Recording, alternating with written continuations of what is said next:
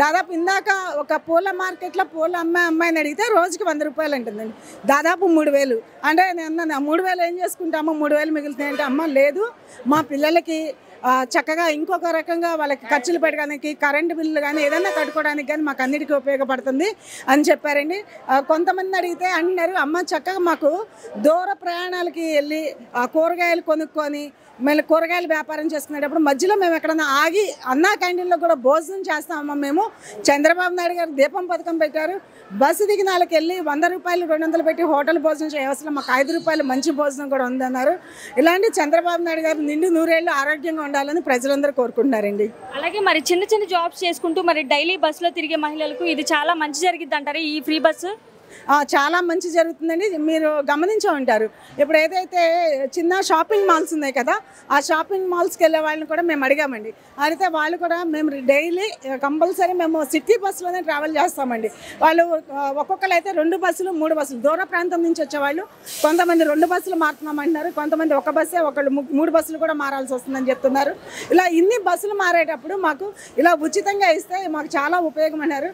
చిన్న చిన్న shopping malls దగ్గర నుంచి ఏదైతే ఫ్రూట్ మార్కెట్ దగ్గర నుంచి, అదే రకంగా వెజిటబుల్ మార్కెట్ దగ్గర నుంచి, ఫ్లవర్ మార్కెటింగ్ దగ్గర నుంచి, అదే రకంగా కూలి పని చేసుకునే వాళ్ళని కూడా అడిగామండి. చాలామంది కూలి పనికి కూడా దూర ప్రాంతం వెళ్ళి చేసుకుంటున్నారండి. ఏదైనా ఒక ఏరియా ఉన్న వాళ్ళు ఒక విల్లానో లేకపోతే ఇంకెక్కడన్నా దూర ప్రాంతంలో అక్కడ మంచి జీతం వస్తుందని చెప్పి వెళ్తున్నామో వాళ్ళు మాకు కూడా చాలా ఉపయోగంగా ఉందని చెప్తున్నారు. ప్రతి ఒక్కళ్ళు హర్షం వ్యక్తం చేస్తున్నారండి ఈ విషయం మీద. అమ్మ అలాగే మహిళల కోసం ఈ ఫ్రీ బస్ తీసుకురావడం ఇవ్వడం అనేది మంచి పథకమే అంటారా? చాలా మంచి పథకం అండి. ప్రతి ఒక్కళ్ళు చాలా గర్వంగా కూడా చెప్పుకుంటాం మహిళలందరం. ఎందుకంటే ఇలా ఉచితంగా ఇవ్వడం వలన మీరు గమనించే ఉంటారు, ఒక ప్రెగ్నెంట్ లేడీని మేము ఇంటర్వ్యూ చేసామండి. ప్రెగ్నెంట్ లేడీని ఇంటర్వ్యూ చేస్తే ఆమె చెప్పింది, ఏదైనా హాస్పిటల్కి వెళ్ళాలన్నా కూడా ఆటోలకి కానీ ఇంకా ఏదైనా ఖర్చు పెట్టుకోవాలంటే దాదాపు 100 రూపాయలు, వెళ్ళడానికి ఒక 100, రావడానికి 100, 200 అవుతున్నాయి. ఇలా ఉచిత బస్సు పెట్టుకోవడం వలన మాకు అది కూడా ఉందని, ఉపయోగంగా ఉందని ప్రెగ్నెంట్ లేడీలు కూడా చెప్పారండి.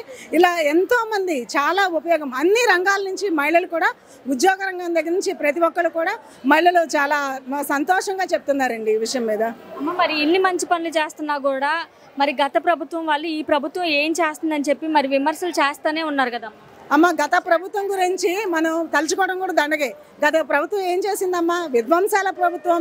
అది ఆ ప్రభుత్వంలో కక్షాపూరిత వాతావరణం ఉన్న ప్రభుత్వం.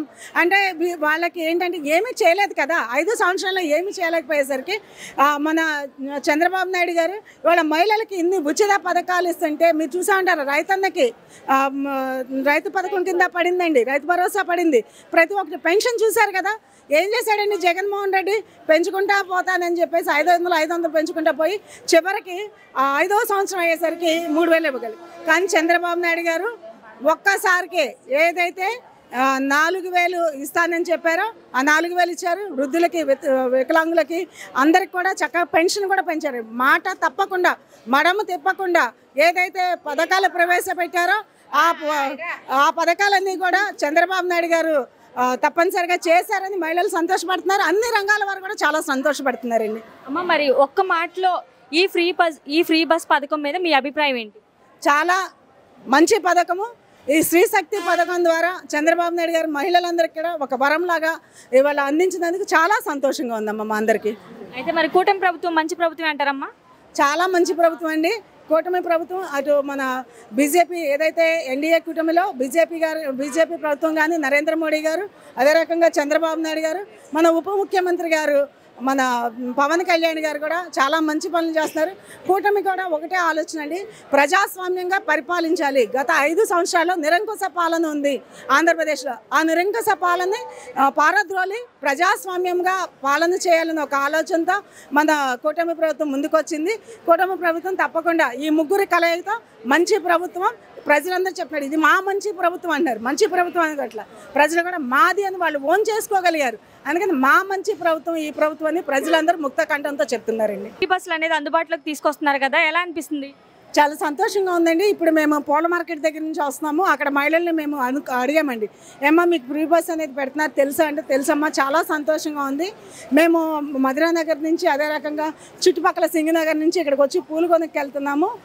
కొంతమంది చెప్పారు అనుమల కుదురు నుంచి కూడా వస్తున్నాం. మాకు రోజు ఆ పూల వ్యాపారం చేసుకుంటే కొద్దిగానే డబ్బులు వస్తాయి. ఇలా బస్ ఛార్జీలు మిగులుతాయి. దాదాపు మాకు రోజుకి మాకు 100 రూపాయలు, అక్కడ 2-3 బస్సులు మారొచ్చే వాళ్ళకి మాకు 100 రూపాయలు రోజుకి మిగులుతుందంటే మాకు చాలా సంతోషంగా ఉందని చెప్పారు. ఇప్పుడు ఇంకొకరిని కూడా అడిగామండి, కూరగాయలు పట్టుకెళ్ళే వాళ్ళని మా కాళేశ్వరం మార్కెట్కి వెళ్ళి వచ్చాము.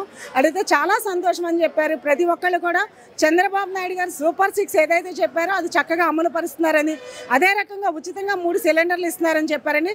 ఆగస్టు 15 నాడు స్వతంత్ర దినోత్సవం కానుకగా మహిళలకు ఉచిత బస్సు ఇవ్వడం ప్రతి మహిళ గర్వించదగ్గ విషయం. ప్రతి మహిళ చాలా సంతోషంగా ఉన్నారండి.